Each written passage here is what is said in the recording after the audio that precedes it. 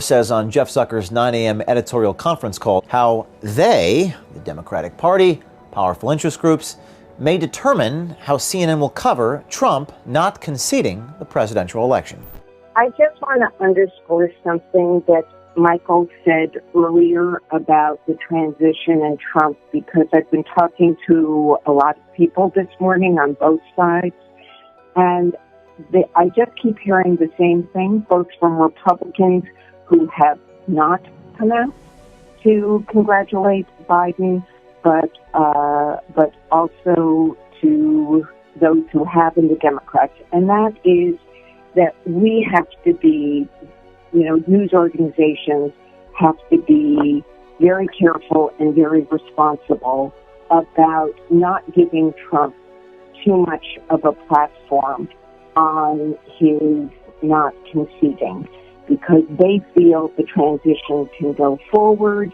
And, other than the national security briefings, which are critical to start now, they just don't want us to exaggerate that Trump isn't leaving office. And I'm going to have a lot of specific reporting on that later today, but just big picture wanted to underscore what Michael had said.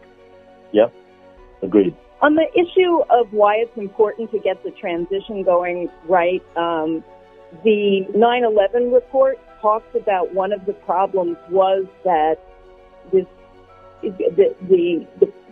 trouble that was brewing got lost during the transition. So if you want a good concrete example of what happens when you don't have a good transition, go look at the Twin Towers.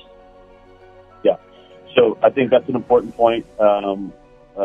I think it was discussed a little bit yesterday in terms of national security. I think it's really important to raise again. I would encourage folks to think about, that 9/11 Commission report.